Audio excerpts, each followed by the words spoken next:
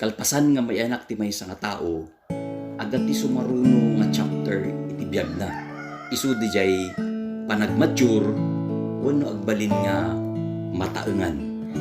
Buludek man di yan ay acronym nga English iti grow. And I'd like to read 1 Peter chapter 2 verse 2 nga kunana, like newborn babies crave pure spiritual milk so that by it you will grow in your salvation. Iti may nga ubing talaga nga tartari gagayan na nga kanayon, desire na nga kanayon nga agdudo, isudiya iti ano na iti makan na iti food na DJ milk. Same thing iti na spiritual, we need spiritual milk. Like in the natural, iti ubing haan na nga bagay no grade 2 en iso na wano high school en ket agdududo pay laeng ti gatas. It's not good.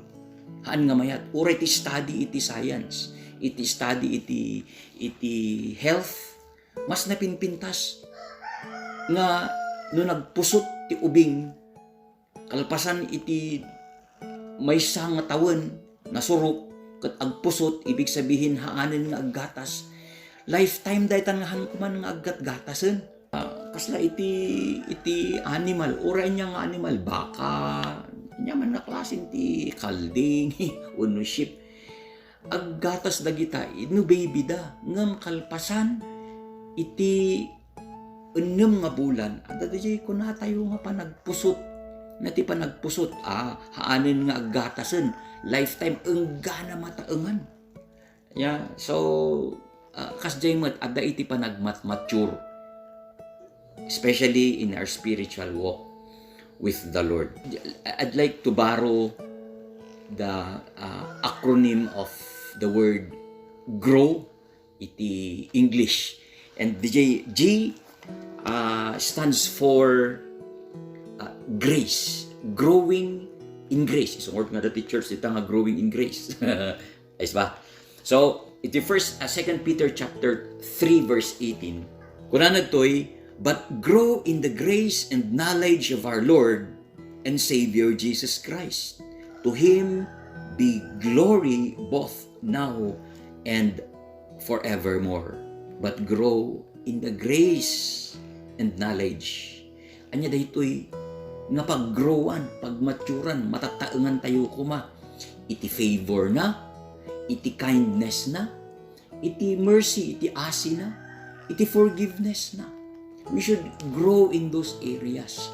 Ammo tayo kuma, no sikay di ubing ka kat adaim imot mo, tatan akot surusuruom nga, di ba? Marirelease ka, kasjay mo tina espirituan. Anya, no idi ubing ka kat, di ngayon, adag agom mo, kayat mo kukum amin. Now, by the mercies of God, as we grow in Him, makita tayo nga ay hangaya mga masapul nga kanag nga Shakti Center of Attraction. No idikat agparigat tayo nga mamakawan. This time, by the grace of God, we can release forgiveness. Narigat man dahi tayo iti damo, nung mabalin tayo nga aramidin. It is only by His grace. Ayan. So, minsan, damot di ubing kat medyo kulkuripot na. Kaya, iso nga, dagito'y Christians, karakaro lagi dyan abroad, ado dagito'y makapansin, nga kapamilyada, piman dito'y Pilipinas, nga, apay nga ta ni mama, apay nga ta ni manang, apay nga ta dagito'y kabsat ko nga, nanipod nag-abroad, idi ko na nga nag-Kristiyano, may nga na-born again, kat naging imot kit din, idi kat, kanayon nga agsisenti, iti binulan nga tulong na kinyami, tatta nga nagkristyano kano ija, da kano nga iti church nga napanan na ija abroad kat ija na kano nga ito na amin iti no anya ito na ija nga tulong na offering na no pagkapulo na kat hanon tuloy nga agsisend kinyami, awanan puloson no ag-isend man kinyami kat message laangon, bersikulo laangon, awanan ti isend na nga bank account nga pan pag-withdrawan, ti isend na kat verses. Is that grow? So, ag-mature tayo. Pangalawa is yung R, reliance. In the book of Ephesians chapter 2 verse 21, kasuliti ko na. In Him, the whole building is joined together and rises to become a holy temple in the Lord. I-explain na dito nga ni Apo Diyos, dinisign na nga iti nung may sa kumang patakder, diba, naklaklase dayta, ada iti posti, ada beam, ada bintana, ada bubong na, ada agdan na, ada iti foundation na. Each of those pasit na daytang building agtitinulong anyahan nga kunan iti ruangan naklanga angem nakikiramdam yan. Ano ba yung kailan ba dapat agrukat kasjay mo't iti bintana amin nga pasit na dati iti foundation nga iso timang babaggat dita haan nga di bubong amin dayta tapno mayat di janay at tuloy-tuloy di jay service na dayta nga building agbibinadang that is the right word there binadang agtitinulong. Same as true iti may sang family, iti may sang church, ministry no iso.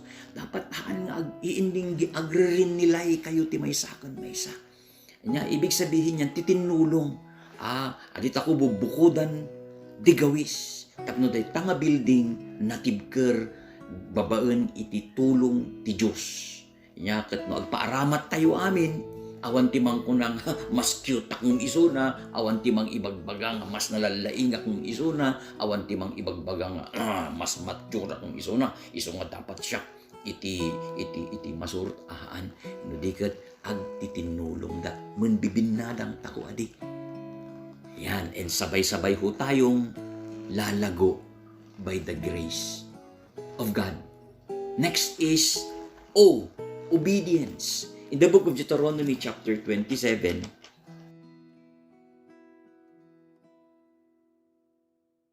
rather Deuteronomy 28 verse 1, if you fully obey the Lord your God and carefully obey all His commands I give you today, the Lord your God will set you high above all the nations of earth, on earth. All these blessings will come upon you and accompany you if you obey the Lord your God.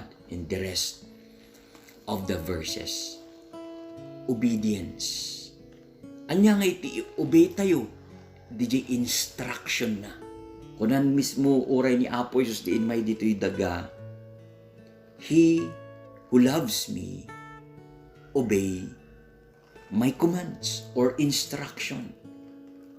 Kanya, dahito iti rason mo't no apay nga naibagan ni Prophet Samuel kini president, the first president or first king of Israel nga ni Saul nga 1 Samuel chapter 15:22 kunan ni Samuel kanya na obedience is better than sacrifice. Apay nga naibaga na daytoy unata adati instruction kunan ti Apo kini Paul ay kini Saul engkan rauten dagitoy nga barangay wenno ili dagitoy haan nga mang ikan kanu ti Dios ket sa pasahapon awan ti ibatim awan pulos ti dadaelem amin including their properties including their king ngam yes sir kunan ni Saul ngam dinapan adungay dagitoy nakita na nga uy sayang ba't pinagpakikinabangan pa itong mga to. And so in save na dagitoy nagkakapintas nga animal in save na di King Agag sanan to inyawid dadjay panunot na tapno damot ati ebidensya nga datayuket kinangker tayo dagitoy dang tattao idi napan ni Samuel nga mangbisita kinyada. Oh, congratulations Samuel. Mission accomplished ba? Yes sir. Kita mo't awanen dagitoy inibuskon dagitoy tattao nga mang si ti Dios. Kat kunan ni habang sa sauda nangeg ni Samuel nga ni api kas lada ti agwiwiik dita nga unin ti animal nga nagapo iji barangay ti Nirautyo. Kanto apay makitkitak dijay kaslamat nga ni King Agag dijay nakabalod ijay. Ay wen sir takwa gamin. Nagrason anya ti inrason na kuno na ti dijay panunot ko gamin dagitoy da nga nakataengan nga animal sayang bet naglulukmeg da ket idaton min tumutlaang iti Dios no agdayaw kami.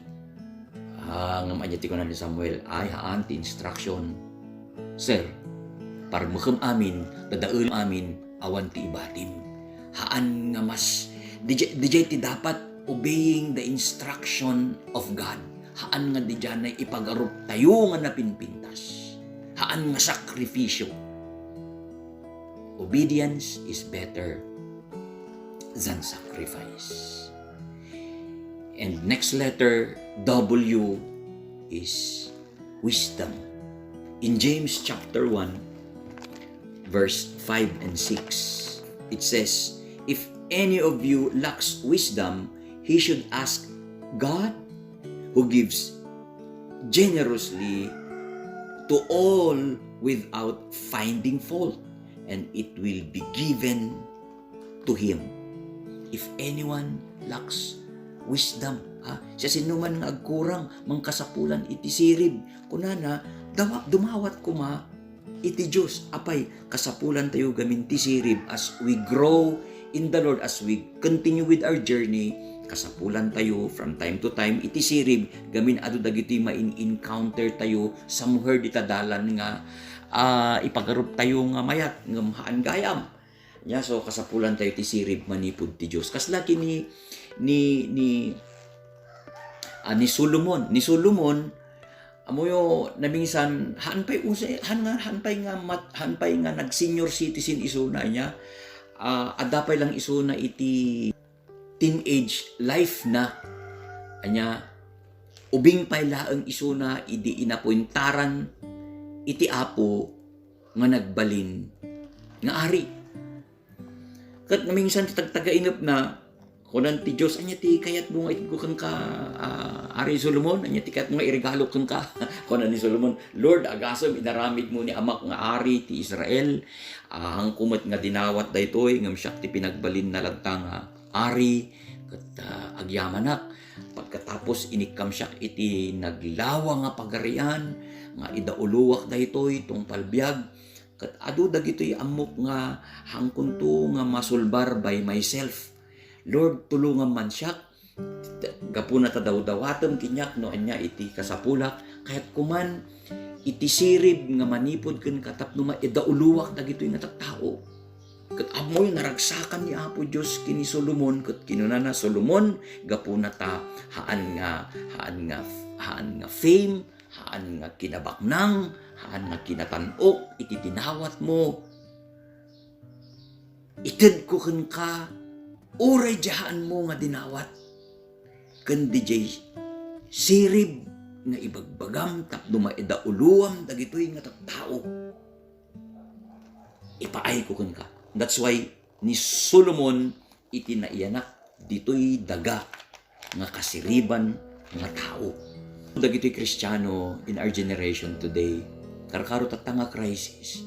Handa nga mo pay magawid akngatan, handa nga mo no as ano nga ta after ti lockdown, Lord anya nga ta ni awanan mo ti income ko, anya nga ta di mabalin ko mo't nga pagrugyanan. Nagadudag iti sa lunsod tayo, and it is only by the grace of God. Di maminsan adapay dagiti tao mapanda ijay kini pastor da, kini ijay church da, agda magdapiman no nya taramiden da ket awan ti maisungbat uray di janay kamkamangen da. And so, kasapulan tayo amin, ti sirib, manipod, iti Diyos. So, ako na iti Ephesians chapter 4, verse 14, then we will no longer be infants, tossed back and forth by the waves, and blown here and there by every wind of teaching, and by the cunning and craftiness of men in their deceitful scheming. You know, as we grow in Him, asking wisdom from the Lord. Handala tayo that Handada tayo nga basta-basta nga maal-alilaw iti na dumado mga sursuro, but-buteng, alane, mga habak sigurado ni Trump tatakot.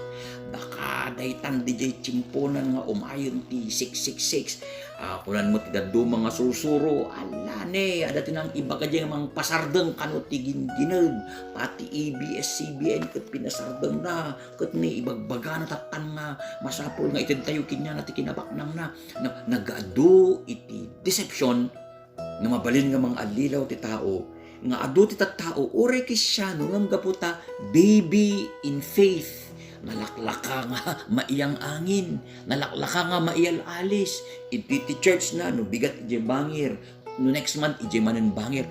Agbirbirok iti pakakontintuan na siguro kung kuna na nga ay kita man ti church nga tani di pastor nga nagapaket awan adati nang na ya. Agkita man di church nga nalaing ti pastor nga perfect nga iti music ministry da and ijayak man nga mapan no addaman ti perfect nga church no mainayon dijay nga tao haanen nga perfect gamin na inayon dijay adda iti na so we need wisdom as we grow in Him. And ti pagmayatan na pay dayto ije kunan ti Philippians 1:6. The Lord is more than willing to guide us. Nakaslat ti baby. Ti baby in the natural. Talaga nga tikitan ni Apo Diyos ditakit. In need unless ada ti mang tulong, mang padidi, mang bado, mang digos, mang lampin, hanapay nga kaya nga,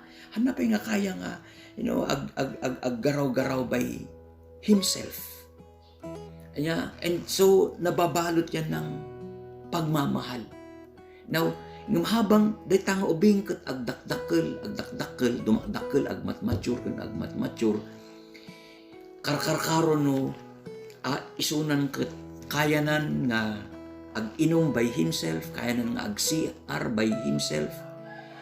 Ma-enjoy na nga karkaro, di kabibiyag na, no iso na mismo, ti agpanunutan nga, kaya kan gayam nga agsurat, uustek ay man surat, uustek ay man uskila, untuno na alpas na ti eskwela na, kaya kan gayam nga agtrabaho, tapno ag-income, adangay iti stage of growth na anya every single chapter of his life nga wala namang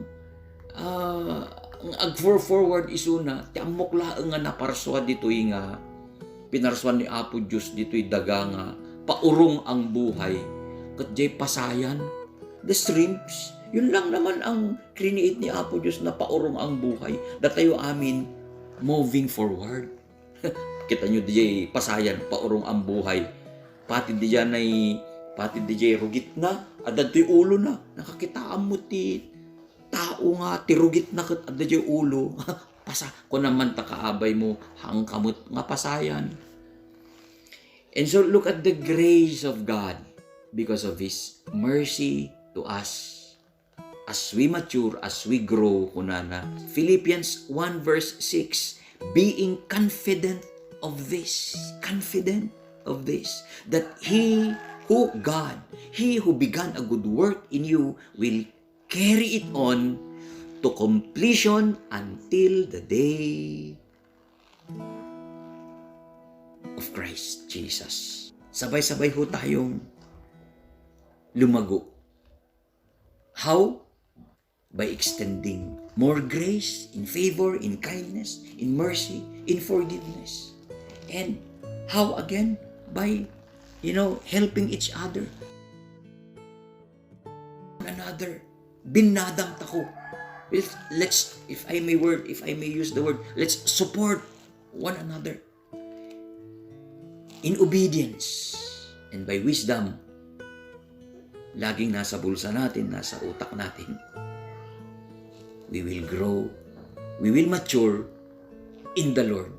And at the end of the day, victorious lagi. Bago tayo matulog. In Jesus' name. God bless us all.